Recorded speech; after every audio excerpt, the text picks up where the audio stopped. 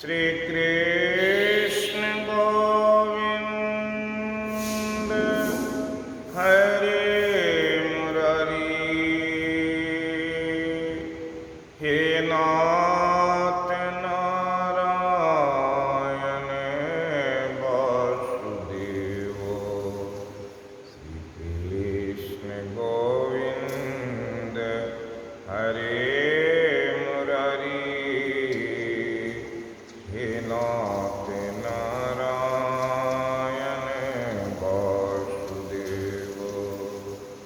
श्री कृष्ण गोविंद हरे मुरारी। हे नाथ नारायण वासुदेव। वंदो गुरुपद कंज कृपा सिंधु नर रूप हरि। महामोहतम कुंज या देवी सर्वभूतेषु भक्तिरूपेण संस्थिता। नमस्तस्यै नमस्तस्यै नमो नमः। समवेत सम आदरणीय सदात्मा शवों की आत्मा में विराजमान उस परम पुरुष परमात्मा को बारंबार साष्टांग दंडवत। अभी का ये शुभ घड़ी जो हम लोग श्रीमद् भगवद गीता के सत्संग के कार्यक्रम में बिता रहे हैं, जीवन में बड़ा ही सौभाग्य से मिलता है। कई दिनों से आपने सुना भक्ति के बारे में कि भक्ति क्या है। शरीर मिला है, बड़ा ही दुर्लभ मानुष तन है, जिसे कहा कि ये दुर्लभ तन कैसा है। बड़े भाग्य मानुष तन पावा, सुर दुर्लभ शव ग्रंथ ही गावा। साधन धाम मोक्ष कर द्वारा, पाहि न जेहि परलोक संवारा। ये साधनों का धाम मोक्ष का द्वार इस शरीर में है। ऐसा शरीर पाकर भी क्या है, मोह पास में फंस जाने पर हमारी वृत्ति कैसी हो गई है जिसे हम समझ नहीं पाते। उस मोह जाल में जिसे भव पास कहा, उस भव पास में हम फंस गए। उस भव पास से निकलने के लिए संतों ने बहुत सारी युक्ति बताई, और उस युक्ति को जानने के बाद भी व्यक्ति कहाँ आलस में खो जाने से, आलसी हो जाने से क्या होता है कि अपने आप को उस मोक्ष द्वार का जो भेद है वो भी नहीं जान पाता, और संसार में इधर उधर भटकते हुए इच्छा द्वेष समुत्थेन द्वंद्व मोहेन भारतः सर्वभूतानि सर्गे यान्ति परम। अपनी इच्छा और द्वेष, अपनी इच्छा की पूर्ति और इच्छा की पूर्ति नहीं होने पर बहुत सारे लोगों से द्वेष लेकर के इस संसार से चले जाते, न मोक्ष सुख को प्राप्त करते, बदले में क्या लेते, 84 लाख योनियों के फेरे लगाने में रह जाते और प्रकृति के बंधन से मुक्त नहीं हो पाते।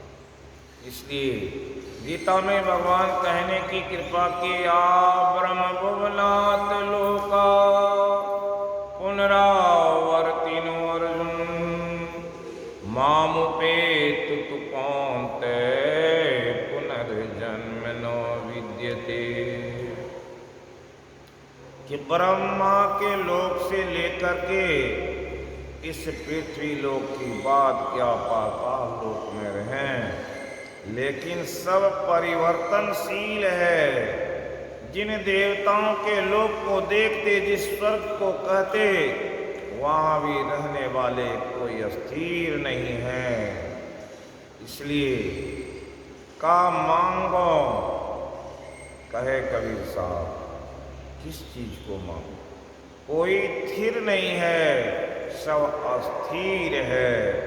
इसलिए भगवान 15वें अध्याय में कहने की कृपा किए कि दो इमो पुरुषो क्षरश्च अक्षरेव च क्षर सर्वाणि भूतानि कूटस्थो अक्षर उच्यते। पुरुष तो अन्य परमात्मेत्युदाहृते लोकत्रयम् आविश्य विभर्ति अव्ययः ईश्वरः। क्षर पुरुष उससे उत्तम पुरुष, उससे भी एक पुरुष है पुरुषोत्तम। उस पुरुषों में जो उत्तम है वो परमात्मा है। उसके रूप को जानो, उसकी भक्ति करोगे। देवान यान्ति देवव्रतः पितॄन् यान्ति पितृव्रतः भूतानि यान्ति भूतेज्यः मत्या जीनोऽपि माम्। भगवान समझाने की कृपा की। देवताओं को पूजने वाले देवलोक में जाएंगे। वो देवलोक भी क्षण भंगुर है, परिवर्तनशील है। पितॄन् यान्ति पितृव्रतः पितरों के लोक की पूजा करने वाले पितर लोक को जाएंगे। वो पितर लोक भी परिवर्तनशील है, वो भी अस्थिर नहीं है। फिर भूतों की पूजा करने वाले जो संसार के जिनकी पूजा करेंगे वो भी समाप्त हो जाता, फिर बचता क्या है। इसलिए भगवान समझाए उस पुरुषोत्तम पुरुष जो हैं, जो सबसे उत्तम हैं, जिनके बारे में कल बताया गया तो उसका रूप कैसा है। वो रूप है ज्योति सामपि तद ज्योति तमसा प्रमुच्यते ज्ञानम ज्ञेयम ज्ञान गम्यम। जो ज्ञान से गम्य हो जाता है, उस ज्ञान से जान लेता है, उस ज्ञान से ही उस परमात्मा की प्राप्ति कर लेता है इसी शरीर से। इसे एक भजन के माध्यम से महर्षि में ही परमहंस जी महाराज कहने की कृपा की। गुरु गुरु त्राहि गुरु त्राहि गुरु कहो तन मन आपन दुखद महान हो। गुरु गुरु त्राहि गुरु कहो तन मन गुरु पद अर्पण करो। तन मन आपन दुखद महान हो। अब गुरु पद अर्पी लहु ज्ञान हो। कि ये तन और मन के चलते ही ये भवपाश में पड़े हुए हैं। इसलिए जो तत्ववेता गुरु हैं उसके आगे अपने तन और मन को समर्पण कर दें तो वो बता देते कि मन को कैसे समेटा जाएगा और ये तन जो नाशवान है। फिर अगर इस तन को प्राप्त करना चाहते हैं तो किस तरह की भक्ति करेंगे, कम से कम मूल बचा हुआ रहे। इसलिए कहने की कृपा किए गुरु पद अर्पी लहु ज्ञान हो। उस ज्ञान को प्राप्त करो, और जिस ज्ञान को प्राप्त कर लेने के बाद कुछ जानने की आवश्यकता नहीं रहती। इसलिए कहने की कृपा किए, गुरु ज्ञान दिव्य भान हृदय उगाओ, मोह तम नासे मोक्ष सुख पाओ। गुरु ज्ञान जो बता देते, गुरु जो ज्ञान दे देते, ज्ञान तो बीज मात्र है, उस बीज को कैसा करना, एक किरण है तो उसको सूर्य की बना देना है। अगर वो ज्ञान बीज है तो उस बीज को क्या करेंगे, वो अंकुरित होगा, पुष्पित होगा, फलेगा, विशाल वृक्ष के रूप में बदलेगा। एक छोटा सा पीपल का बीज अगर मिट्टी में डाल दिया जाता, समय पाकर के वही बीज बहुत बड़ा हो जाता है, और उसके नीचे बहुत सारे लोग बैठ करके छाया में रहते, लेकिन बीज से पता नहीं चलता कि इस बीज में वो ताकत है, कितने बड़े वृक्ष का रूप ले लेगा। इसलिए कहे गुरु ज्ञान है, जो गुरु के ज्ञान है उसको दिव्य भान है, उस ज्ञान को बढ़ाओ, अपनी चेतना शक्ति को समेट लोगे तो वो सूर्य के समान सदृश हो जाएगा। उसके सूर्य के सामने कोई प्रकाश नहीं टिकता जैसे, और सूर्य की शक्ति कैसी है वैसी शक्ति आप में आ जाएगी। सर्व क्षण गुरु मन जो में ही रहे हो, निश्चय निर्वाण हुए संत सब कहे। जो अपने ज्ञान को इतना बढ़ा लेंगे तो उसका निश्चित तौर पर निर्वाण हो जाता है। इसलिए कहा वेदवाणी है, उत्तिष्ठत जागृत प्राप्य ब्राणी बोधत से शूरस धारा निशिता। कि वो कैसा है, अगर कोई चलना चाहता है, कहा कि उत्तिष्ठत जागृत प्राप्य ब्राणी बोधस्य, उसका वर्णन करो अपनी बुद्धि से। जो जगोगे, ये जगना क्या, पहले उठो फिर तब तो जगोगे। जब जागोगे प्राप्य ब्राणी बोधस्य, उसका वर्णन करो, उसका बोध हो जाए उस परमात्मा का। क्षुरस्य धारा निशिता, वो कैसा है, दुरतया दुर्गमम पथ तत्कव्यो वदन्ति।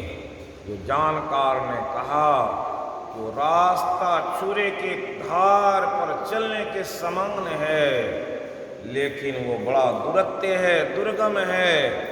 लेकिन जो चलता है, अभ्यास हो जाता है, तो उसके लिए बड़ा ही आनंददायी है।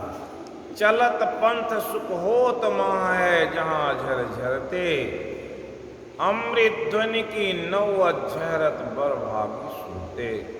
संतों ने उस नट के बारे में बताया जो रस्सी पर चल करके एक छोर से दूसरे छोर पहुंच जाता। देखे होंगे एक तरफ फूटा, दूसरे तरफ फूटा, बीच में रस्सी बांध दी जाती, और उस पर चलने वाले उस रस्सी पर अपने पैर को धीरे धीरे आगे बढ़ाते हुए इस छोर से उस छोर पहुंच जाते। देखने वाले को समझ में नहीं आता वो किस तरह से एक छोर से दूसरे छोर पहुंच। ये ज्ञान इसी तरह का है, जो इस ज्ञान को धारण करते, इसी आत्मा से उस परमात्मा का साक्षात करके और इसी शरीर से मुक्ति पा लेते। लेकिन कौन पाते? भगवान कहे यतन तो योगिनश्चो एनम पश्यन्ति आत्मनि एव अवस्थिष्ठते। अपनी आत्मा में भी यत्न करने वाले योगी एक दिन उस माता दुर्गा को और शनि महाराज को और भगवान शिव को जितने समस्त देव देवता देवी आदि शक्ति जितनी है सबको एक बार में ही देख लेते। क्यों कि सबके जो मालिक हैं, इसलिए कहा कविम पुराणम अनुशासितारम अनुन्याम सम अनुस्मरेत यः सर्वस्य धातारम अचिंत्य रूपम आदित्य वर्णम तम सह परस्तात। ऐसे जो परमात्मा है जिसके रूप को जानते हैं, जो अव्यक्त अनादि अनंत अजय हैं, अज आदि मूल परमात्म जो जगत के मूल आधार हैं, अगर उनकी सेवा करें तो संसार में किसी की सेवा की आवश्यकता नहीं। मैंने कल ही सुनाया लोगों को, किसी ने पूछा कि आपके यहाँ ये जीवित पुत्रिका व्रत होता है? मैंने कहा नहीं। तो बोले क्यों नहीं करते? मैंने कहा इसलिए नहीं करते कि हम लोग तो व्रत उस परमात्मा का कर रहे हैं जो सबके निहंता है, जो ये जितवान महाराज जिनकी व्रत रखी गई उसके भी जो मालिक हैं, जो उसकी पूजा करते, तो संसार में और जगह भटकने की क्या आवश्यकता है। संतों ने कहा जो ध्यान की विशेष गति में आ गई है, जिसकी चेतना प्रबल चेतना हो गई, उसके सामने देवता भी नहीं ठहर पाते हैं। इसका अनुभव अगर हो जाए तब उस व्यक्ति को समझ में आएगा कि देवता और एक ध्यानी में कितना का अंतर है, जिसे गीता में भगवान कहने की कृपा की। अर्जुन को समझाए सुदूरदर्शम इदम दृष्टवान सीयन मम देवाप्यस रूपस्य नित्यम दर्शन कांक्षिनः। अर्जुन, जिस रूप को मेरा तुमने देखा है उससे देखने के लिए देवता भी ललायित रहते हैं, वो भी नित्य मेरा दर्शन करने के लिए ललायित रहते हैं। इसलिए जब व्यास जी इस कथा को कह रहे थे, सारे देवता अमृत कलश लेकर के आए और कहने लगे कि हमें ये जो आप भागवत की कथा परीक्षित को सुनाने जा रहे हैं, उस कथा को हम लोगों को सुना दीजिए। परीक्षित को अमृत कलश दे दीजिए। व्यास जी कहते हैं परीक्षितम कथा वक्तुं सभायां संस्थिते सुखे सुधा कुंभम गृत्वा एव देवः तत्र समागमन्। परीक्षित के कथा में जहाँ सुखदेव जी विराजमान थे, अमृत कलश लेकर के देवता सुधा कुंभम गृत्वा एव देवा तत्र समागमन, वहाँ सारे देवता उपस्थित हुए इस कथा का लाभ मिले। शोकम नत्वा वदन सर्वे स्वीकारे कुशलासुरा कथा सुधाम प्रयच्छ स्वगृत्वा एव सुधामिमाम। परीक्षित जो है कि कथा में बैठे सुखदेव जी ने कहा कि ये हमें स्वीकार नहीं है, क्योंकि जिस कथा का परीक्षित को पान कराना है वो कथा इस अमृत कलश से भी बढ़ करके है। एवं वीनी में जाते सुधा राज्ञा प्रपास्यामो वयं सर्वे श्रीमद्भागवतम अमृतम। उन्होंने कहा कि ये विनिमय, ये व्यापार नहीं होगा। अमृत कलश परीक्षित को और इस कथा अमृत को जो आप देवताओं को दिया जाए, क्यों नहीं दिया जाए। कहा भक्तास्तांचो विज्ञानो ददो स्वकथामृतम श्रीमद्भागवतीं वार्तासुराणामपि दुर्लभा। ये भागवत की कथा देवताओं को भी दुर्लभ है, इसलिए सुनाए बताया गया इस गीता के महात्म्य में कि जहाँ यत्र यत्र श्रीमद्भागवतम शास्त्रम, जहाँ श्रीमद्भागवत गीता शास्त्र का पठन पाठन होता है, तत्र सर्वाणि तीर्थानि प्रयागयादीनि तत्र वै सर्वदेवाश्च ऋषियो योगिनो पन्गाश्च तत्र वै गोपाला गोपिका नारदोद्धव पार्षदे सहायो जायते यत्र गीता पाठ प्रवर्तते।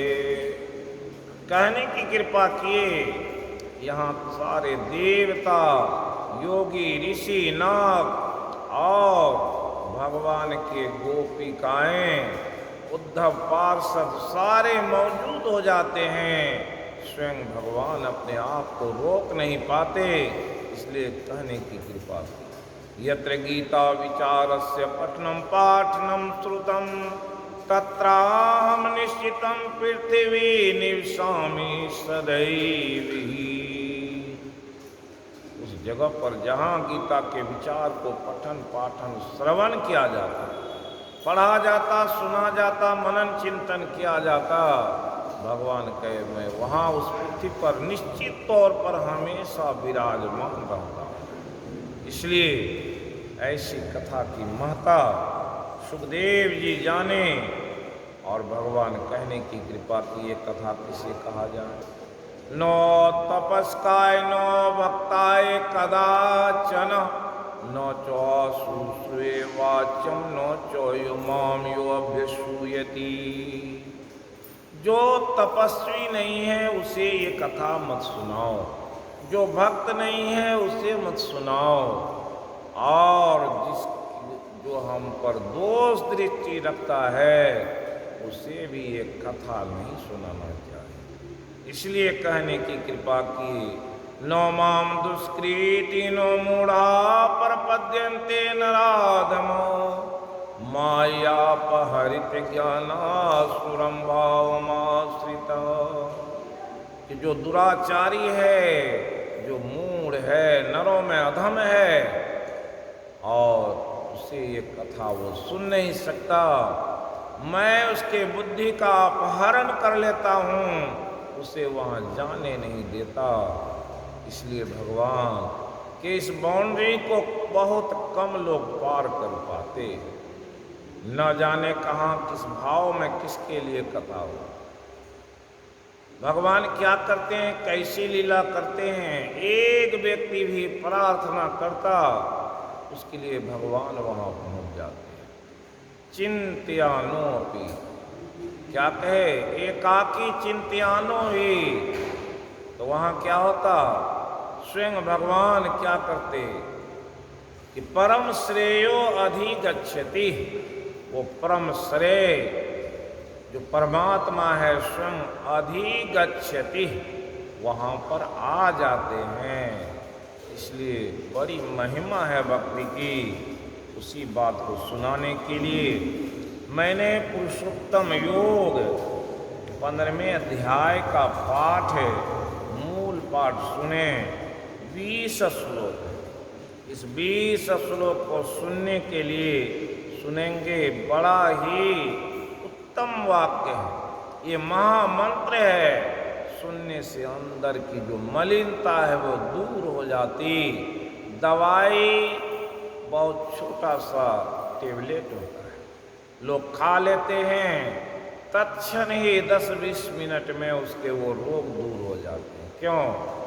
मंत्र की शक्ति दवाई से भी बढ़ करके होती है। ये भगवान श्री कृष्ण के मुखारविंद से निश्चित दिव्य वाणी है। अगर समझेंगे कि मैं उसी कुरुक्षेत्र के मैदान में खड़ा हूँ अर्जुन की भांति और भगवान की उस वाणी का श्रवण कर रहे हैं, तो फिर क्या है, आत्मभावस्तो ज्ञान दीपेन भास्वतः, अपनी आत्मा में ही उस ज्ञान का उजागर हो जाएगा। गुरु ज्ञान दिव्य भान, जो गुरु के ज्ञान है वो ज्ञान की सूर्य अगर उग जाए तो अंधेरा स्वतः ही चला जाता है। इसी बात को कहने की कृपा की। ओम श्री परमात्मने नमः। अथ पंचदशोऽध्यायः। श्री भगवानुवाच ऊर्ध्वमूलम् अधः शाखमश्वत्थम् प्राहुरेऽव्ययम् छन्दांसि यस्पर्णानि यस्तं वेद सो वेदवित् अधश्चोर्ध्वं प्रसृतास्तत्शाखा गुणे प्रवृद्धा विषये प्रबला अधश्च मूलानि अनुसन्ति तानि कर्मानुबन्धनी मनुष्यलोके न रूपमस्येह ततोपलभते नानन्तो न चादीर्न च सम्प्रतिष्ठा अश्वत्थमेनं सुविरूढमूलम् संगशस्त्रेण दृढेन छित्त्वा तत्पदं तत्परिमार्गितव्यम् अस्मिन् गता न निवर्तन्ते भूयः तमेव चाद्यं पुरुषं प्रपद्ये यतः प्रवृत्ति प्रसृता पुराणी निर्माण मोहाजित संग दोष अध्यात्म नित्या विनिवृत्त काम द्वन्द्वैर्विमुक्ता सुख दुख संगैर गच्छन्त्यमूढा पदं व्ययं ततः न तद्भास्यते सूर्यो न शशाङ्कः न पावकः यद्गत्वा न निवर्तन्ते तद्धाम परमं मम ममेवंसो जीवलोक जीवभूत सनातनः मनःषष्ठान्द्रियाणि प्रकृतिस्थानि कर्षति शरीरं यदवाप्नोति यत् चोपि उत्क्रामतीश्वर गृहीत्वा एतानि वायुर्गन्धनिवास्यात् श्रोत्रं चक्षुस्पर्शनं च रसनं घ्राणमेव च अधिष्ठाय मनश्चोऽयं विषयानुपसेवते उत्क्रामन्तमस्थितं वापि भुञ्जानं वा गुणान्वितं विमूढा न पश्यन्ति ज्ञानचक्षुषो यतन्तो योगिनश्चैनं पश्यन्ति आत्मन्येवावतिष्ठते यतन्त्वकृतात्मानो न पश्यन्तो चेतसो यदादित्यगतं तेजो जगद्भास्यते अखिलं यच्चन्द्रमसि यच्चोग्नो तत्तेजो विद्धि मामकम् गामाविश्च भूतानि धारयाम्यहम् औषधम् पुष्पाणि चौषधी सर्वा सोमो भूत्वा रसात्मकम् अहं वैश्वानरो भूत्वा प्राणिनां देहमाश्रितः प्राणापानसमायुक्तः पचाम्यन्नं चतुर्विधं सर्वश्चोऽहं हृदि सन्निविष्टो अस्मृतिमतः स्मृतिर्ज्ञानमपोहनं च वेदैश्च सर्वैरहमेव वेद्यो वेदान्तकृतवेदविद् एव चोऽहं द्वयिमो पुरुषो लोके क्षरश्चाक्षर एव च क्षरश्चर्वाणि भूतानि कूटस्थोऽक्षर उच्यते उत्तमः पुरुषः त्वन्यः परमात्मेत्युदाहृते यो लोकत्रयमाविश्य बिभर्ति अव्ययः ईश्वरः अस्मात् क्षरम् अतीतोऽहमक्षरादपि च उत्तमः अतोऽस्मि लोके वेदे प्रथितः पुरुषोत्तमः यो मामेवेशमूढो जानाति पुरुषोत्तमः स सर्वविद् भजति मां सर्वभावेन भारत इति गुह्यतमं शास्त्रमिदमुक्तं मया नघ एतद्बुद्ध्वा बुद्धिमानस्य स्यात् कृतकृतश्च भारत। ओम तत्सदिति श्रीमद्भगवद्गीतासु उपनिषत्सु ब्रह्मविद्यायां योगशास्त्रे श्रीकृष्ण अर्जुन संवादे पुरुषोत्तम योगो नाम पंचदशोऽध्यायः। ये पुरुषोत्तम योग कहा गया। इस अध्याय का नाम पुरुषोत्तम योग है। क्षर, अक्षर और पुरुषोत्तम, ये तीन के बारे में जब जाएंगे तो क्षर कौन है? ये जो देख रहे हैं प्रकृति, ये क्षर है। सारे विनाश हो जाएंगे, जो आएंगे सो जाएंगे। राजा फकीर न जायते म्रियते वा कदाचित नायं भूत्वा भविता वा न भूयः अजो नित्यः शाश्वतोऽयं पुराणो न हन्यते न हन्यमाने शरीरे वेदा विनाशिनम यह एनम। क्या है? जो वेद के द्वारा बताया गया है, यह एनम आजो, जो ये शरीर के अंदर आत्मा है वो क्या है? अक्षर है, उसका नाश नहीं होता। और इससे ऊपर जो है उसका नाम पुरुषोत्तम है। शरीर से ऊपर उठेंगे तो इस आत्मा का दर्शन होगा। इस आत्मा से ऊपर उठेंगे, इस आत्मा में जो परत पड़ी हुई है उस परत की सफाई हो जाए तो ये सोना कुंदन हो जाता है।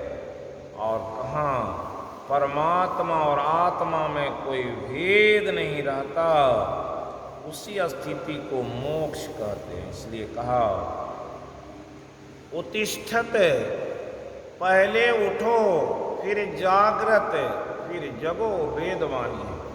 जब जगेंगे तो क्या मिलेगा? तब आगे मिलेगा उत्तिष्ठत जाग्रत प्राप्य ब्राह्मणिबोधस्य, किसका वरण करना है?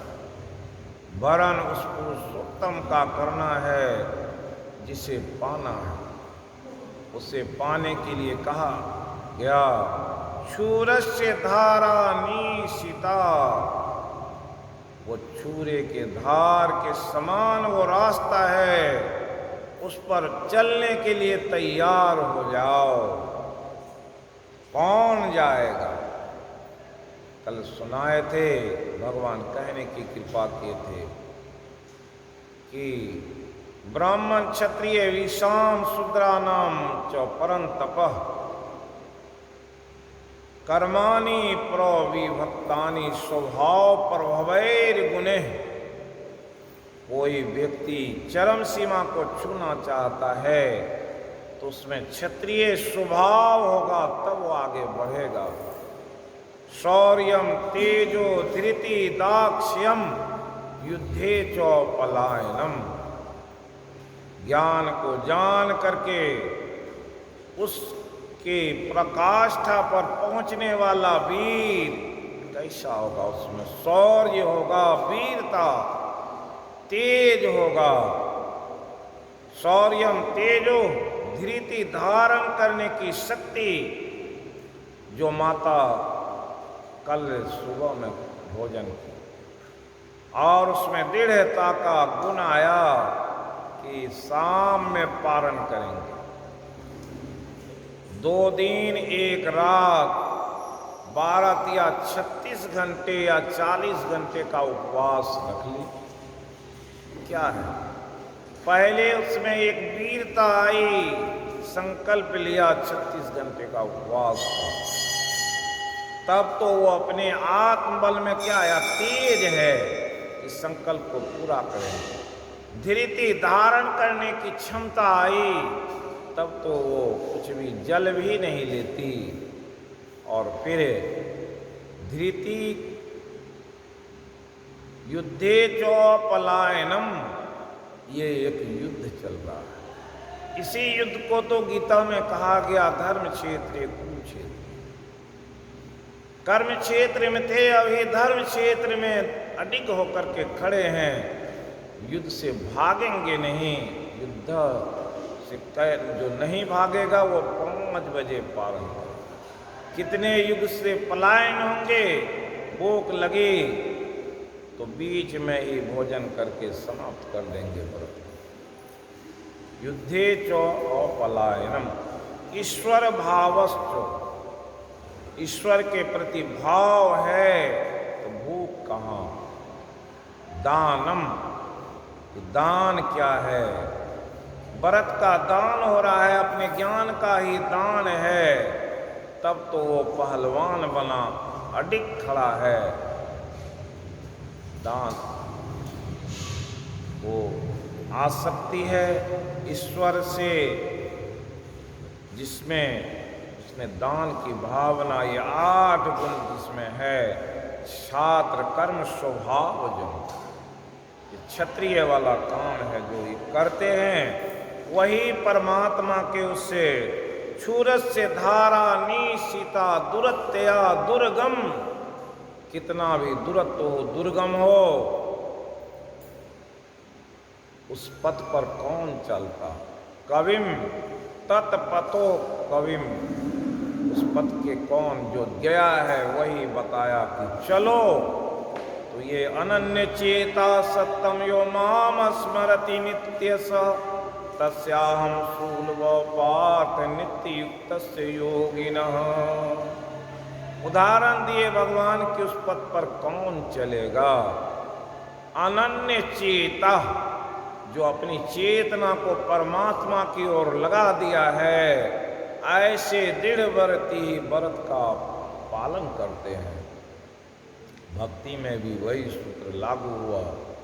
और ऐसे सूत्र से जो चलते हैं उसके अंदर शौर्य, तेज और उसकी प्रज्ञा, सम दम उसके विशेष रहते। इसलिए कहा सामान्य चेतना से प्रबल चेतना की ओर, और प्रबल चेतना को भी जब जगाए रहता है तो वो उत्कृष्ट चेतना में जाता, जहाँ परमात्मा और आत्मा का मिलन होता है। इह तेर्जी तो सर्गो शाम साम्य स्थितम मन निर्दोषम ही समम ब्रह्म तस्मात् ब्रह्म नीति स्थिता। वो ब्रह्म के बराबर में जब कोई हो जाता, तब समान भाव में, समान विचारधारा में मिलन होता है। जहाँ जाइए, जिस पदाधिकारी के पास भी संसार में जाइए, जैसे वो पदाधिकारी हैं, उसकी बराबरी के व्यक्ति में ही बातचीत हो। न्यायालय में जाइए, जो जज साहब होते हैं और वकील, दोनों में समानता क्या है? दोनों समान भाव में कानून पढ़े होते, और जो ऊपर में बैठे जज रहते, वकील दोनों के समान वस्त्र, समान विचारधारा, समान बातों की जानकारी है, इसलिए दोनों में समानता होती है। और बंदी के जगह पर वो व्यक्ति, वो पुरुष खड़ा है, जो जानकार है, वो कौन है? गुरु। गुरु और ही आधार हैं जगत के, जो जीव को अपनी गति प्रदान करके के उस परमात्मा तक पहुंचा देते हैं। इसलिए इसी ज्ञान को धारण करने वाले व्यक्ति के लिए वेद वाणी कही गई, उत्तिष्ठत, पहले उठना तो जानो, जन साधारण की चेतना तो सोई। या निशा सर्वभूतानाम तस्याम जागृति संयमी। क्या है? ये निशा के, रात्रि के बारे में कहा। ईश्वर रात के समान है। किसके लिए? जो सोए हुए हैं, जो जगे हुए हैं, उसके लिए रात में भी दिन हो जाता है, और दिन भी रात्रि के समान। या निशा सर्वभूतानाम तस्याम जागृति संयमी। यस्याम जागृति भूतानि सा निशा पश्यतो मुनि। जब सारे संसार जगे रहते हैं, तब मननशील योगी क्या है? उसके लिए रात हो जाता है। क्यों? संसार में विषय वासना में लिप्त लोगों को देख करके वो अपनी आंखें बंद कर लेते हैं। उसे ईश्वर का ध्यान लगा करके वो संसार को भुला देते हैं। ऐसी प्रवृत्ति जब आती है, उसी को यहाँ कहे यतन्तो योगिनश्चैनं पश्यन्ति आत्मन्येव स्थितः यतन्तो अपकृतात्मानो नैनं पश्यन्ति चेतसः। कि यत्न करने वाले योगी को अपने अंतर में ही परमात्मा दिखाई पड़ते, संसार के लोगों को परमात्मा कहाँ दिखाई पड़ते। इसलिए मंदिरों में, मस्जिदों में, पहाड़ों में और नदियों में और वृक्षों में परमात्मा को खोजते। सुनाए थे, कस्तूरी कुंडली बसे मृग ढूंढे बन माही। ऐसे जो राम हैं, दुनिया क्या है उसे पता नहीं, इसलिए खोजे। कहाँ खोजे? खोजते फिर रहे हैं मृग के जैसे, लता पता दुनिया के हर घास में परमात्मा को देखना चाहते हैं। जबकि भगवान कहने की कृपा की हम आत्मा बुदा के सर्वभूता से स्थित, लेकिन हर जगह हर जीव के अंतरात्मा में मेरा निवास है। लेकिन यत्न करोगे तो तुम पा जाओगे। एक व्यक्ति गया मथुरा, और वहाँ जाकर के राधा जी कृष्ण को खोजे। वहाँ के संत ने कहा कि क्या राधा जी और कृष्ण को खोजते? राधा जी और कृष्ण तुम्हारे घर में भी है, लेकिन खोजना जानोगे तब तो, प्रीत की वो रीत जानोगे तब तो। वो प्रीत की रीत जानो तो तुम्हारे अपने बच्चे में ही कृष्ण का दर्शन हो। वो व्यक्ति आया, पूछा कौन कौन है? कहा कि मेरे एक पोती है, कहा कि उसी में जाओ राधा जी का दर्शन कर। और वो आए और अपनी पोती को ही राधा जी समझ ली, तो उनके एक एक मुस्कान में राधा जी नजर आने लगी और तृप्त रहने लगा। एक व्यक्ति के पास से पुत्री नहीं थी, राधा जी को पुत्री समझ ली और बराबर उनकी रट लगाते रहते। तो एक दिन एक चूड़ी पहनाने वाली आई, उनके 2 पुतोह थी। तो पहले पर्दा का जमाना था, अभी भी राजस्थान में ऐसे लोग हैं जो घर से बाहर नहीं निकलते। तो अपने दुकान पर थी, चूड़ी पहनाने वाली को बोले कि मेरे घर भी जाकर के चूड़ी पहना के आओ।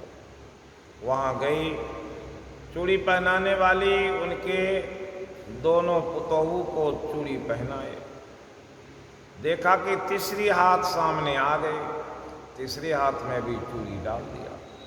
3 हाथ में चूड़ी पहनाई 3 व्यक्ति को। आए बूढ़े बाबा से बोले कितने? उसने महिला ने कहा 3 हाथ में चूड़ी पहनाई। पैसा बोले 3 हाथ कहाँ से लाई? मेरे तो 2 ही पुतोह हैं, 3 हाथ कहाँ से लाई? वो बोले कि 3 हाथ में चूड़ी डाली है। अब पैसा पूरा नहीं मिला तो माता चली गई, जाओ मत। अपने घर पहुंच गई।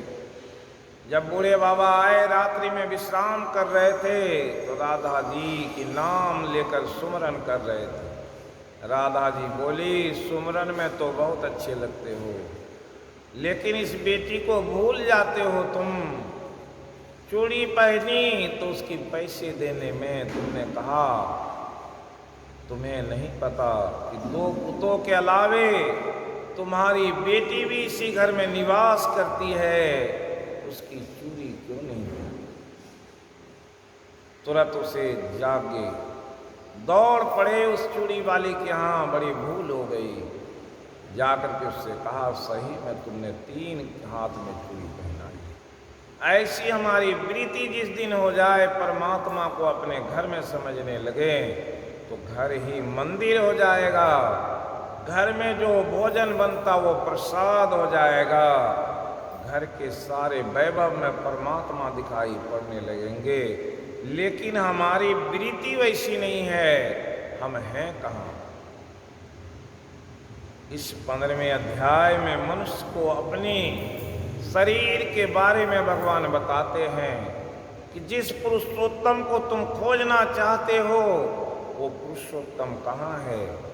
वो ब्रह्म वृक्ष का नमूना संसार में तुम मनुष्य हो। सारे 84 लाख योनियों में ये नहीं है। कैसे नहीं है? बड़े भाग मानुष तन पावा, सुर दुर्लभ सब ग्रंथ ही गावा। साधन धाम मोक्ष कर द्वारा, पाई न जेहि परलोक संवारा। इसी शरीर में वो है, इसलिए बताए पहले श्लोक में ही। ऊर्ध्वमूलम अधः शाखमश्वत्थम् प्राहुर्यो व्ययम् छन्दांसि यस्पर्णनि यस्तं वेद सो वेदवित्। ये ब्रह्म वृक्ष है जिसका जड़ ऊपर, ऊर्ध मूलम। मनुष्य के शरीर का जड़ किधर है? ऊपर। ऊपर में ब्रह्मांड है, कपाल है, इसे शरीर का जड़ कहा गया। इसी कपाल में सुषुम्ना में वो प्राण रहता है। 5 वायु, 5 ज्ञान इंद्रिय और आपके शरीर में 5 तत्व का ये शरीर बना। 15 एक इसमें मन है। ये 16 को जो जान लेंगे तो पता चलेगा कि यही वेद है। वेद की शाखाएं हैं, वेद की ऋचाएं हैं। 5 तत्व का ये शरीर बना हुआ है। 5 कुंडली शरीर में है। वो 5 कुंडली को जागृत करने पर छठे स्थान में पहुंचते हैं वो सुषुम्ना है। उसी सुषुम्ना में तो परमात्मा का घर है, जिसे इसमें समझाया गया न तद्भास्ते सूर्यो न शशांको न पावकः यद गत्वा न निवर्तन्ते तद्धाम परमं मम। उस सुषुम्ना को कोई भी बिजली की रोशनी, सूरज की रोशनी, चांद की रोशनी से प्रभावित नहीं कर सकता। जब वहाँ प्रकाश होता है तो पूरा ब्रह्मांड को उस रास्ते से देखा जा सकता है। संतों ने देखा है, इसलिए कहा तद पदम तत्परिमार्गितव्यम यस्मिन् गता न निवर्तन्ते भूयः। उस रास्ते से चलो, जानोगे कि जो उस रास्ते से गया है फिर लौट के नहीं आया। वो रास्ता कैसा है? यतः प्रवृत्ति प्रसृता पुरानी। ये तो आपकी प्रवृत्ति है, ये अभी नहीं सनातन रास्ता है। जब से सृष्टि हुआ, जब से ये शरीर का निर्माण हुआ है, तब से आपके शरीर में विद्यमान है। लोग भगवान शंकर को त्रिनेत्रधारी कहते हैं। भगवान शंकर कहते हैं संसार तो मेरे ही जैसा है, सबके पास तीसरा नेत्र है, लेकिन उस नेत्र को खोलने के लिए जानो तब तो। गुरु गीता में पार्वती और शंकर जी का संवाद है। पार्वती जी ने पूछा कि इस शरीर से मुक्ति का यत्न किया जाए तो कैसे पाया जाएगा? पार्वती जी को भगवान बताए, पहले आसन जानो, फिर आसन पर बैठने की कला जानो। किस दिशा से बैठोगे तो परमात्मा मिलेंगे। उत्तर पश्चिम दक्षिण सारी दिशाओं का बोध कराया। कोई धन चाहता है तो किस दिशा से बैठेगा धन मिलेगा। किस दिशा से बैठ करके उस परमात्मा का चिंतन करोगे तो परमात्मा मिलेगा। किस दिशा में बैठोगे तो मोक्ष मिलेगा। कैसा आसन होना चाहिए, कैसा भोजन होना चाहिए, इसकी बात लिखी गई है गुरु गीता में। लेकिन गुरु गीता को कौन पढ़ेगा? ये गीता जिसमें 18 अध्याय है उसको पढ़ना नहीं चाहते तो और शास्त्रों को कौन खोजता है? इसलिए इसमें लिखा कि ये मनुष्य शरीर ही तुम्हारा ब्रह्म वृक्ष है। इस वृक्ष की पहचान करो। ऊर्ध मूलम अधः शाखमश्वत्थम, ये शरीर ही उसकी शाखा है। और इस अश्वत्थ वृक्ष को उल्टा वृक्ष कहा। प्राहुर अव्ययम, इसी में वो अव्यय आत्मा रहता है। और यस पर्णानि यस्तम वेद स वेद वित, जो ज्ञानी हुए, वेद वेता हुए, उन्होंने इस शरीर को जाना। इस शरीर से ही उसने ऋषि किसे कहते हैं? कहते हैं महर्षि, उसे कहते हैं वो मान ऋषि जो अन्वेषणकारी हैं, एक्सपेरिमेंट करते हैं। इसलिए भगवान कहे 9वें अध्याय में, 7वें अध्याय में कहे ज्ञानम तेहम स्विज्ञानमिदं वक्ष्यामि। और दूसरे कहे ज्ञान विज्ञान सहितम यज् ज्ञात्वा मोक्ष से शुभाते। वो वैज्ञानिक कौन हैं? वही तो महर्षि ऋषि हैं जो इस अन्वेषण में, इस खोज में लगे रहते। इस शरीर में ही वो खान है जिसे पाकर कोई मालो माल हो जाता है। इस खान की जानकारी किसे मिली? इस खान की जानकारी मीरा को।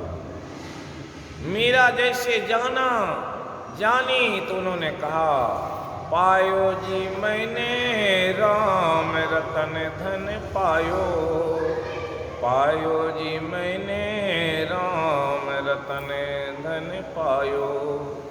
ये धन कैसा है? कल बताए थे त्रिमाली से को ये धन मिला। कहा कि अब मैं माले माल हो गया। सारे नगर के लोग बोले कौन सा धन वो महात्मा दिया कि तुम माले माल हो। लोगों ने प्रत्यक्षीकरण के लिए उससे याचना की। और उसे पकड़ा। दिखाओ धन कौन सा धन है। तिरुमाली से अपने आसन से बैठा। देखना चाहते हो तो देखो संसार के लोगों। देखा जो मूर्ति पेरुमल की है, जहां उसे जाने नहीं दिया जाता, वो सारी मूर्ति उसके कपार में विराजमान दिखाई पड़ा। उसके उस सुषुम्ना की धारा में प्रवाहित होते हुए दिखाए।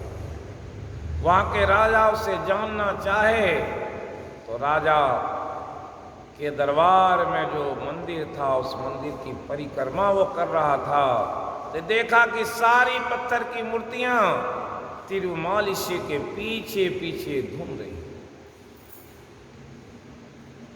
पीछे घूमते हुए देखा, राजा भी आश्चर्यचकित हो गए। एक साधारण मनुष्य के पीछे ये देवता भी घूम रहे हैं। क्यों घूम रहे हैं? कि देवता से भी ज्यादा जो महत्व वाला ये शरीर है, इसलिए कहा गया कि देवता भी इसे पाने के लिए लायक रहते। नर समान नहीं कवनहु देही, जीव चराचरे जाचत जेही। इसे मनुष्य शरीर के जैसा शरीर 84 लाख योनियों में कोई शरीर नहीं है। इसलिए सारे शरीरधारी याचना करते हैं हमें शरीर मिल जाए। देवता भी ललायित रहते हैं। क्यों? बड़े भाग मानुष तन पावा, सुर दुर्लभ सब ग्रंथ हैं। देवताओं को भी ये शरीर दुर्लभ है, इसलिए देवता भी ललायित रहते हैं कि मृत्यु लोक में जाएंगे तो वहाँ भक्ति करके हम मुक्त हो जाएंगे। देवता का शरीर है, लेकिन उस शरीर से भी सुख और दुख हो रहा है।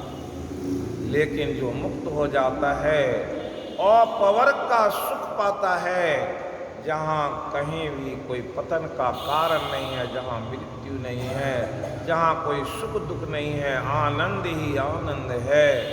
उस परमात्मा जिसे आनंद कंद मूल कहा, उसे प्राप्त कर लेता है तो उसे मूल मिल गया। तो मूल मिल जाने पर शांति हो जाती है। उसे कहा, दूसरी पंक्ति में कहते हैं कि संसार के लोग जो देख रहे हैं जिस वृक्ष को, वो वृक्ष कैसा है? अधश्च ऊर्ध्वं प्रसृता तत्शाखा गुण प्रवृद्धा विषय प्रवाला। अधश्च मूलानि अनुसंततानि कर्मानुबंधनी मनुष्य लोके। ये मनुष्य लोक जो है ये कैसा है? कहा कि उस अश्वत्थ वृक्ष को देखो।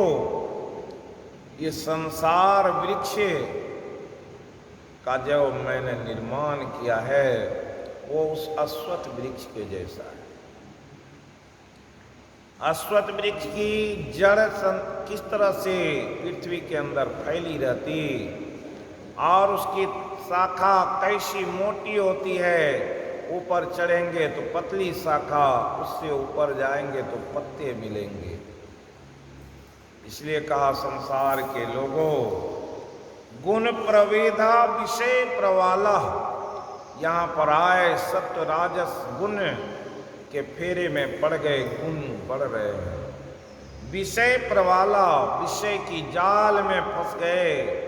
ये पांचों ज्ञान इंद्रियों के फेरे में पड़ा हुआ व्यक्ति अपनी आँख को सुख पहुँचाने के लिए विषय की ओर बढ़ा हुआ है। ऐसे कोपलों का सहारा लिया जो देखने में सुंदर है, उसके में फेरे में पड़े तो आपकी चेतना संसार में पीपल के जड़ के जैसे फैल गई। कान के सहारे श्रवण किया विषयों का, उसमें फैल गई। पांचों ज्ञान इंद्रियों के सहारे आप संसार में फैले हुए हैं। इसे अगर समेटना चाहते हैं तो समेटो तो ये जो ब्रह्म वृक्ष है उस पर चढ़ोगे। अगर संसार के वृक्ष पर हो तो कहने की कृपा की। यामिमां पुष्पितां वाचः प्रवदन्ति विपश्चितः वेदवादर्ता पार्थ नान्यतस्तीति वादिनः।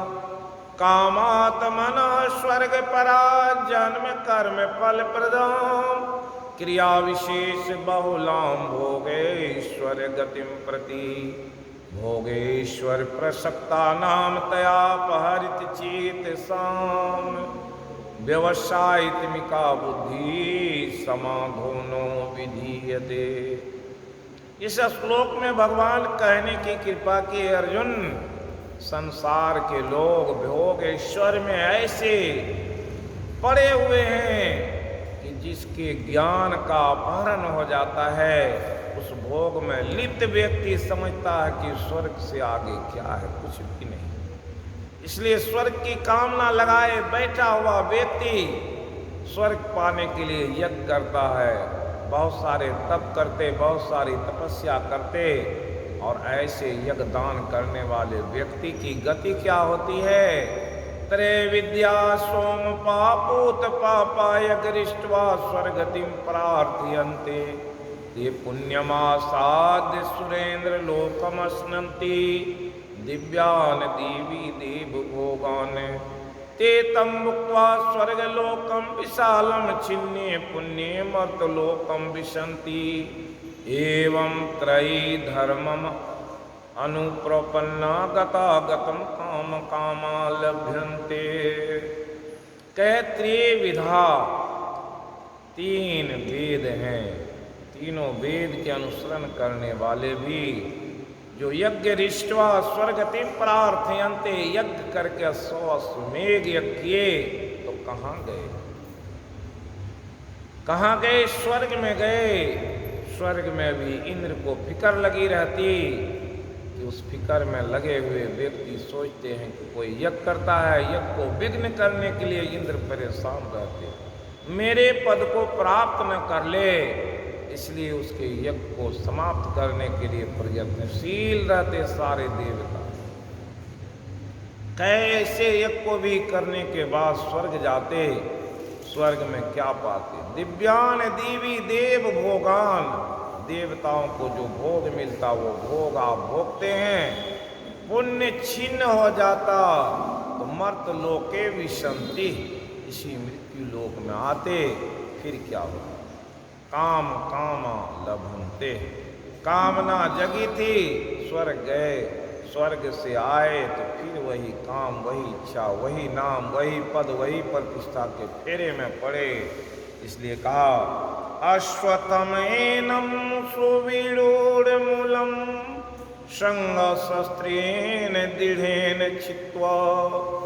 अगर चाहते हो कि उस ब्रह्म वृक्ष पर चढ़ें, उस ब्रह्म वृक्ष को पकड़ना चाहते हो, इस संसार वृक्ष के जड़ को तुम निसंग होकर के उसे काट डालो। कौन से ज्ञान से? ज्ञान के तलवार से जो उसे काट देता है और स्वयं उस ज्ञान से आत्मवित होता है, वही उत्तिष्ठत जागृत होता है, वही उठा हुआ व्यक्ति अपने ज्ञान से भोगेश्वर से निरासक्त होता है और अपने जीवन को कैसे बिताता है?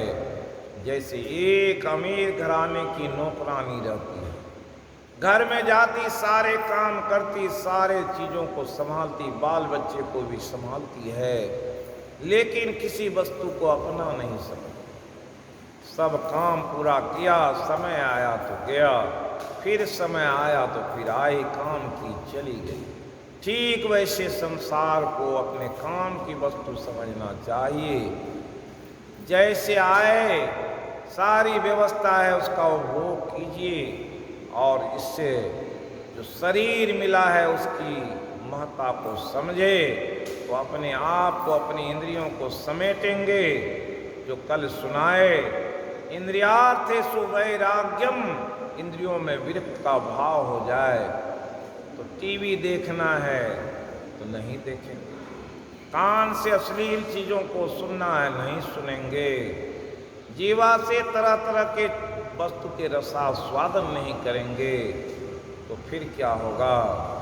अपने स्वतः ही का यथा कुर्मंगानीव सर्वसह इंद्रियाणि इंद्रियार्थे से जैसे वर्तन्ति धार्य।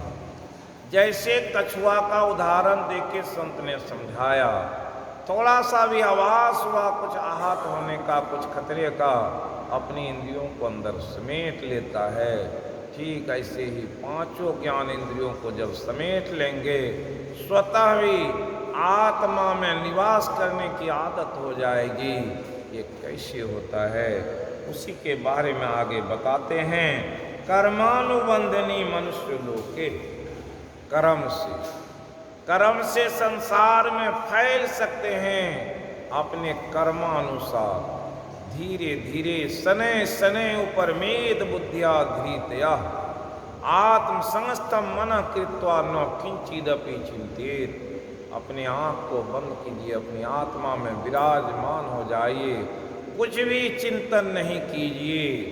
तो ऐसी स्थिति में क्या हुआ है, यतो यतो मनश्चंचलम अस्थिरम, जब ये मन भाग जाता, ततः ततो नियमेति आत्मनि ए वशम नीत, वहाँ से उसे खींच कर अपनी आत्मा में लाकर प्रतिष्ठित करने की कला जानो तो क्या होगा। इसी तरह से ये वृक्ष के जड़ कटते हैं। उस वृक्ष पर, संसार के वृक्ष के जड़ को पकड़े रहोगे तो पहले तो मोटी डाली मिली, जड़ मिला, ऊपर उठे तो क्या मिला। पतली डाली मिलेगी, उससे ऊपर उठोगे तो क्या मिलेगा, पत्ते मिलेंगे। ऊपर जो चढ़ता है वहाँ से गिरता तो फिर जड़ में आता। ये लगातार जाने आने की जो कर्म है चालू रहे। जो ब्रह्म वृक्ष में चढ़ा है वो सुषुम्ना से प्रवेश किया तो वहाँ जाने से क्या मिलता है, वहाँ चिंतन मात्र से ही पापा नाम संक्षयो तदा दुराचारो अपि पुरुषो, दुराचारी भी पुरुष क्या होता है, वो पा लेते हैं उस परम पिता परमेश्वर को। और सर्व पापा नाम संक्षय हो गया, समाप्त हो गया। युंजनेवम सदात्मानम विगत कलमसः, जब वो योगी जुटा हुआ रहता है तो उसके सारे कलमश दूर हो जाते हैं। सुखेन ब्रह्म संस्पर्शमत्यंतम सुखम अश्नुते, उस ब्रह्म के साथ सम्मिलित हो करके अक्षय सुख का आनंद होता है। उस सुख की प्राप्ति को जो जानता है वही आगे बढ़ने के लिए अपने यत्न करते हैं। और उस यत्न को जानने वाला व्यक्ति ज्ञानी होता है। मम एवंसो जीव लोक जीव भूत सनातन मन षष्ठा इंद्रियाणि प्रकृति अस्थानी कर्षति। मन और आपके 5 ज्ञान इंद्रियों के संयोग से ही प्रकृति में जाना पड़ता। ये 5 ज्ञान इंद्रिय और मन को कब्जा करना, इस पर विजय पाना ही काम रूपम ये शत्रु है। प्रजह्येनम ज्ञान विज्ञानम नाशनम, कहा कि ज्ञान और विज्ञान सहित जो ज्ञान है उसको नाश करने के लिए ये इच्छा शक्ति जो है वही मन को बिगाड़ता है। इसलिए संतों ने कहा चा गई चिंता मिटी मनुआ बेपरवाह, जाको कछु न चाहिए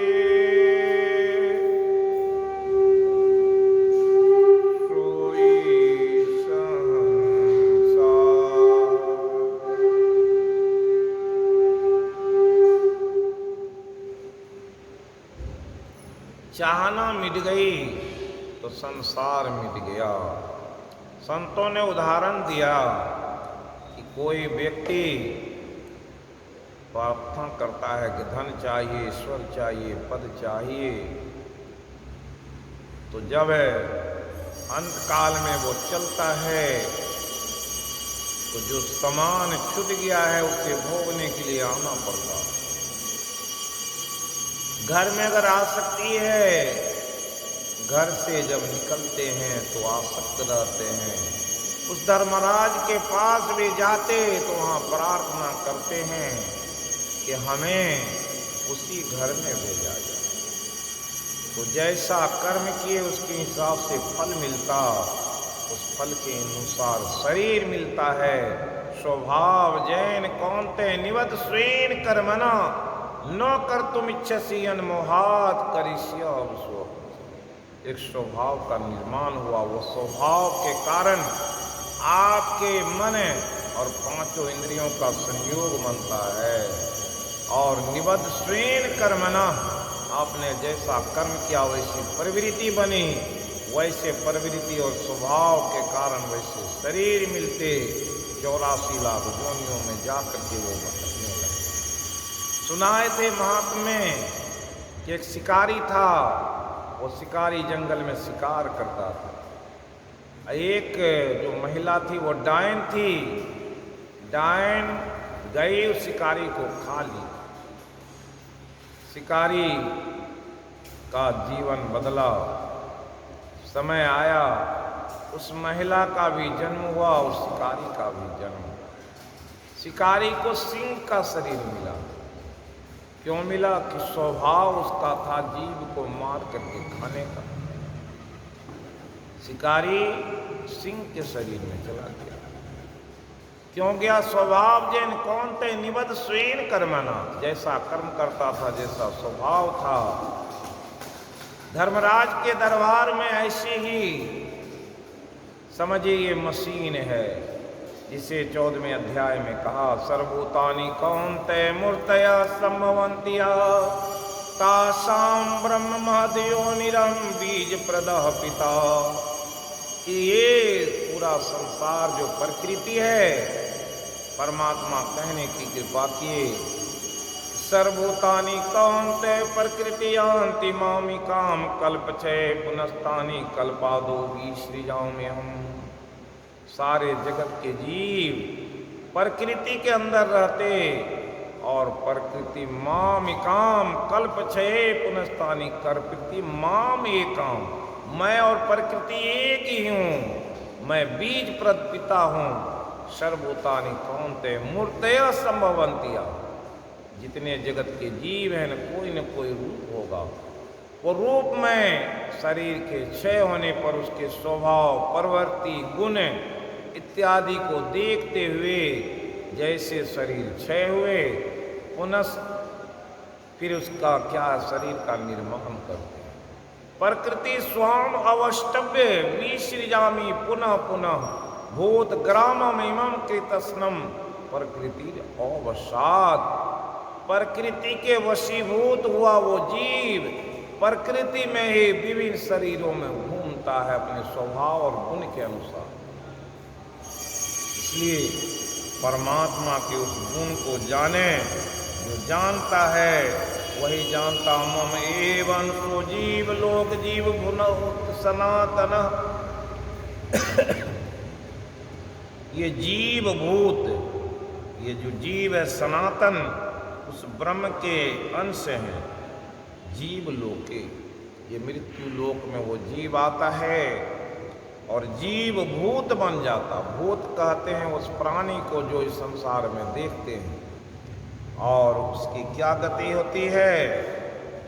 उस अंश वाले जीव मन षष्ठा इंद्रियाणि प्रकृति स्थानी कर से, अपने 5 ज्ञान इंद्रियों और मन के सहारे जैसा कर्षण होता है। कृष्ण कौन है? कृष्ण तो प्रकृति है, उसमें क्रीश है, यही क्रीश ही कर्षण करते और प्रकृति में परो आकृति प्रदान करते हैं। प्रकृति को परो आकृति कहा गया कर, तो प्रत्येक जीव की आकृति बदलती है। स्वभाव, गुण, आत्मा, मन, वो सब वहीं पर विचरण करता है। जैसा स्वभाव वैसा शरीर। इसलिए वेद वेताओं ने कहा, उत्तिष्ठत् जागृत प्राप्य ब्राह्मणी बोधस्य, क्योंकि उसका वर्ण करो, तुम्हें जैसा चाहिए वैसे के लिए चलना चाहते हो। क्षूरस्य धारा निशिता, वो छुरे के जैसे धार पर चलने के जैसा रास्ता है। दुरतया दुर्गम पथः तत्कवियो वदन्ति। जानकारों ने, विद्वानों ने, ऋषियों ने उसे जाना है, उस रास्ते का मर्म बताया कि वह दुरत रास्ता भी आसान हो जाता है जो चलने वाले होते हैं। इसलिए कहा, बड़े भाग पाइए सत्संगा, बिनहि प्रयास होए भवभंगा। ये सत्संग में आने से जो भवसागर के रास्ते वो समाप्त हो जाते हैं। शरीरम यद वापनोति यच्चौपि उत्क्रामिति स्वर धृत्वा एतानि संयाति वायुर्गंग निवास्याते। उसे समझाया, शरीर में जो प्राप्त करते हैं वही तो आपकी पूंजी होती है। जिसकी जैसी पूंजी उसी अनुसार से उसे फिर घर मिलता। कैसा घर चाहिए, उसकी क्या तैयारी है। श्रोत्रम चक्षु स्पर्शनम च रसनम घरान में विच अधिष्ठाय मनश्चयम विषयानुसेवते। अभी तक तो आपके मन इससे सारी इंद्रियों को भजाते हुए विषय का सेवन किया है। इसलिए विषय के फेरे में रहेंगे तो विषय वाले शरीर मिलेंगे। भगवान समझाने की कोशिश किए। बताते हैं, यदादित्य गतम तेजो जगद भास्यते अखिलम यच्चंद्रमसि यच्चौग्नो तत्तेजो विद्धि मामकम। संसार को जो देखते हो, यदादित्य गतम तेजो, जैसे सूर्य में जो तेज है वो मेरे द्वारा है। जगद भास्यते अखिलम, जिससे पूरे जगत को देख पाते हो। यच्चंद्रमसि यच्चौग्नो, चंद्रमा में जो चांदनी है वो मेरी प्रकृति है, जिससे तत्तेजो विद्धि मामकम। गाम आविश्च भूतानि धारयामि हम ओजसः। हम ही पूरे गाम आविश्य, जो संसार को देख रहे हो मुझसे ही आविश्य है सारी भूतानी। धारयामि हम ओजसः, सब में ओज प्रदान करते हैं। पुष्णामि च औषधि सर्वा सोमो भूत्वा रसात्मकम्। वो जो पुष्प को देखते हो, औषधियों को देखते हो, पेड़ पौधे को देखते या जीव को देखते, सबको मैं ही सोमो भूत्वा रसात्मकम्। सबके अंदर जो रस भरा हुआ है वो जीवन शक्ति है। वो किसने दिया? परमात्मा की शक्ति है। वो शक्ति जब चाहते वो छीन लेते हैं। मनुष्य के बारे में कहा, अहम वैश्वानरो भूत्वा प्राणिनाम देहमाश्रितम् प्राणापान समायुक्ता पचामन्नम चतुर्विधम्। हे मनुष्यों, तुम जो सोच रहे हो कि मैं भोजन खाता पचा लेता हूँ, वो पचाने का काम भी मैं करता। मैं ही प्राण वायु अपान वायु हैं होकर तुम्हारे शरीर में भोजन से मिल करके पचामन्यम चतुर्विधम, 4 प्रकार के अन्न को कहते हैं।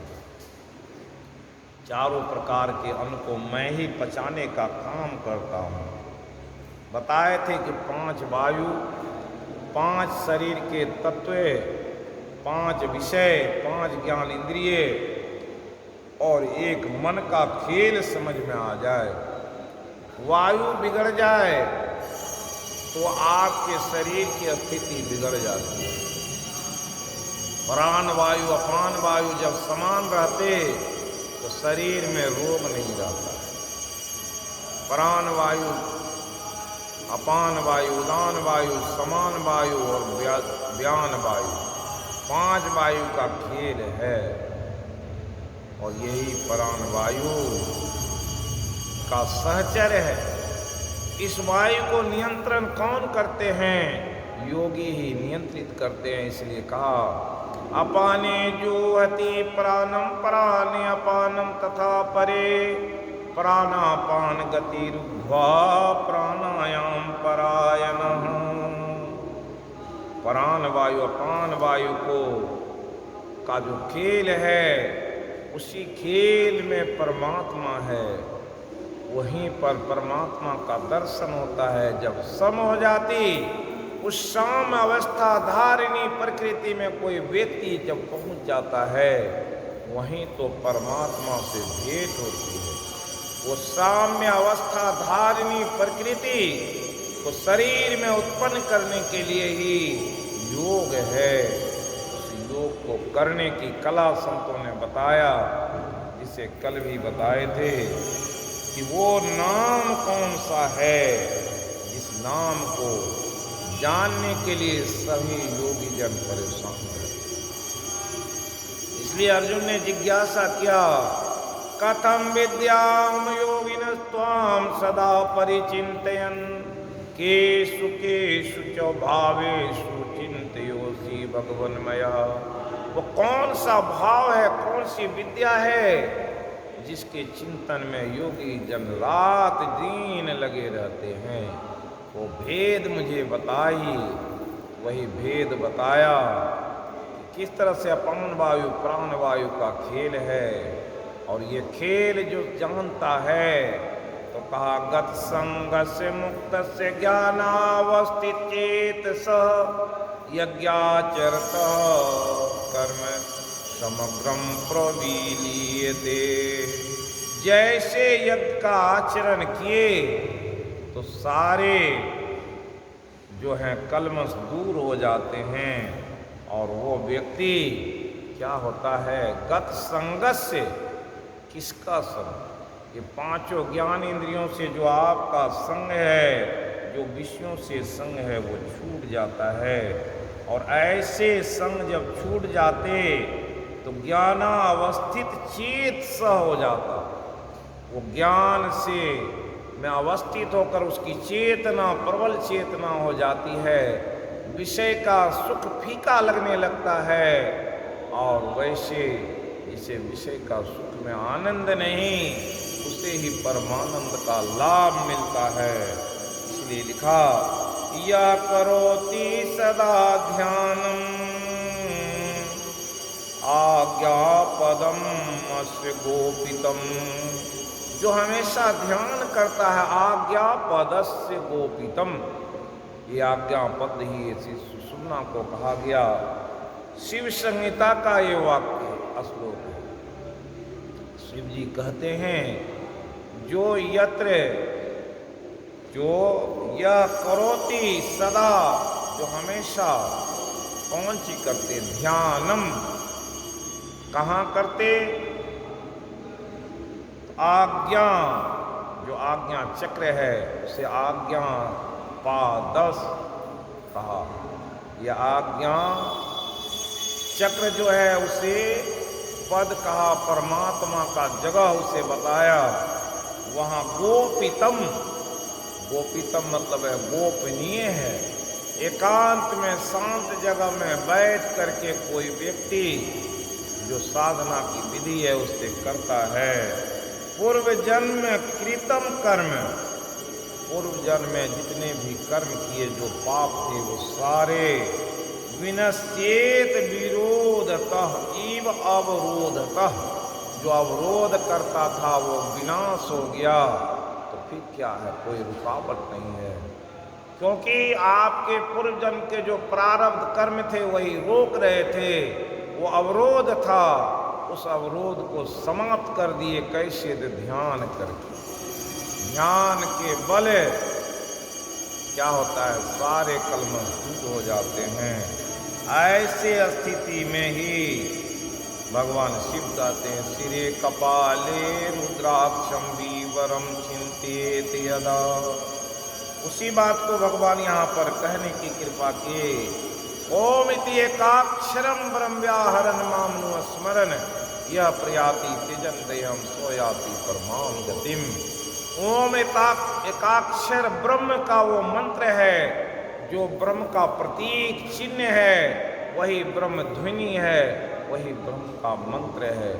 जो उसे अपने मानस में धारण करके सर्व इंद्रिय संयम मनोहृदय निरुद्ध च मूर्धनि आधाय आत्मनः प्राणमास्थितो योग धारणाम, जो सारे इंद्रियों को बंद करता है और उससे ओम इति एकाक्षर मंत्र का सहारा लेता है, तो वो क्या करता है, उसी के अंदर तो सर्व इंद्रिय सारे इंद्रियों को रोक लेते। किन किन इंद्रियों, आँख कान मुंह जीवा, इस सारे को रोकते, अपने मन को अस्थिर कर दिया, तो फिर मन कहाँ जाएगा, मन तो ऊर्ध्वगामी हो जाता है।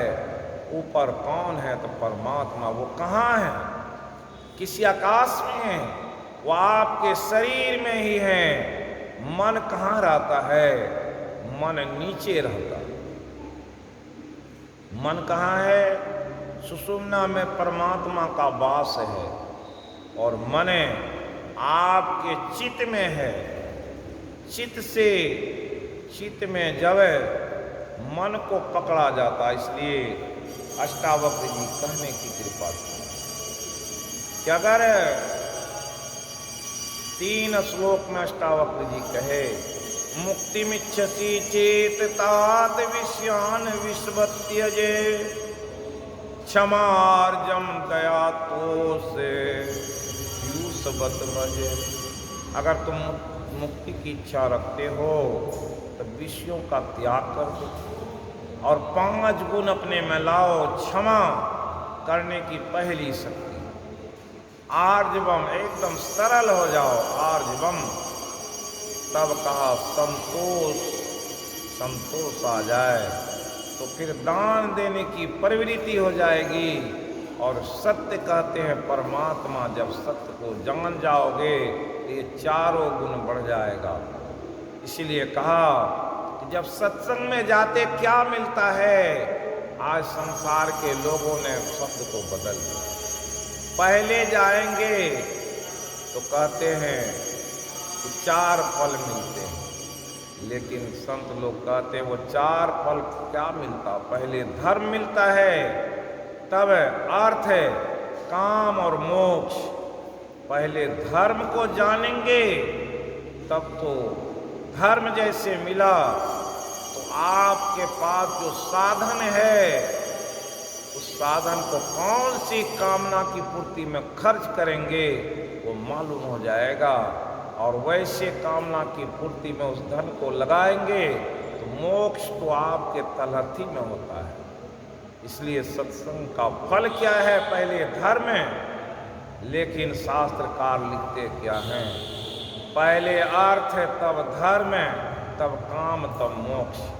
पहले धन कहीं मिलता तो सत्संग में धन, और शास्त्रों में धन कमाने के लिए विशेष तौर पर बताए जाते कि धन कैसे कमाया, लेकिन शास्त्र तो कहता है धन नहीं, धर्म की कमाई कैसे करो। संत सम्राट हुए कबीर साहब, उन्होंने कहा करो कमाई सत धन की। वो सत्य जो धन है उसकी कमाई को सत्य कहते हैं। परमात्मा वहाँ जाने के लिए जिस धन की आवश्यकता होती है उसकी कमाई करो। करो कमाई सत धन की। आपन काज समारू रे, नाम का तेल सूरत की बाती, बरमा गिनोद गारू रे, झूठी जान जगत की आशा बारंबार विसारू रे। और इस तरह से कहे अपने घट दिया ना बारू रे, नाम का तेल सूरत की बाती, ब्रह्म अग्निद गारू रे।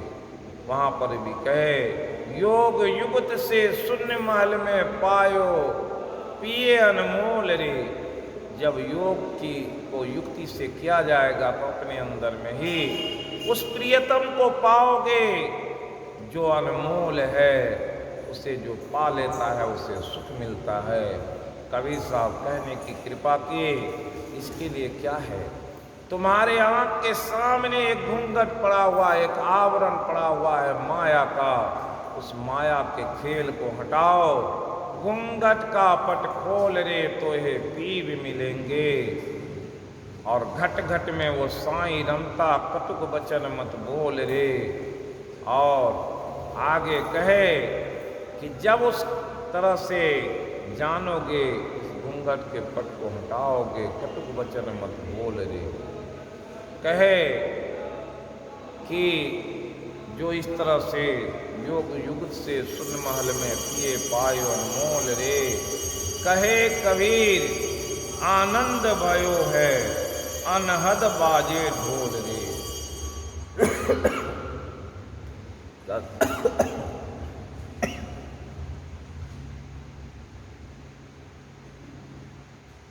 अंदर में एक ऐसी ध्वनि होती है, वो परमात्मा की आवाज है। कबीर साहब कहे अनहद बाजे ढोल रे। वो कौन सा ढोल है? वही ओम की ध्वनि है। जो शंख फूंकते हैं उसमें क्या निकलता? ओम। उसी ओम से तो पूरा संसार आच्छादित है। उसी नाम से, उसी ध्वनि से संसार उसी में है। कल बताए थे, इन सारी बातों को जो जानता है वही जान पाता है। सर्वस्वहम हृदय सन्निविष्टो मता स्मृतिर्ज्ञानम अपोनम च। भगवान कहते हैं सभी लोग की इच्छा हम हृदय, सबके हृदय में हम हैं, लेकिन मेरा मत क्या है? मेरा मत है अस्मृतिर अज्ञानम अपूर्णम। किसके अंदर में अस्मृति, ख्याल कराते हैं उस परम पिता परमात्मा की, और किसके अंदर अज्ञान बढ़ते, किससे भुला देने की शक्ति देते हैं, वो सारा काम तो मेरा ही है। वेदेश्च सर्वैरहं वेद्यो वेदांत कृते एव वेदवित् चोहम। सभी ज्ञान को जनाने वाले, सबको ज्ञान भरने वाले जो वेद हैं, ज्ञान है, वो मैं ही हूँ। लेकिन उसे कोई धारण करने वाला होगा तब तो मैं वहाँ वो चमत्कार को दिखाऊंगा। बताए दो इमो पुरुषो जो के क्षर एव च क्षरा सर्वाणी भूतानि कूटस्थो अक्षर उच्यते। कि अगर शरीर को देखोगे तो ये पुरुष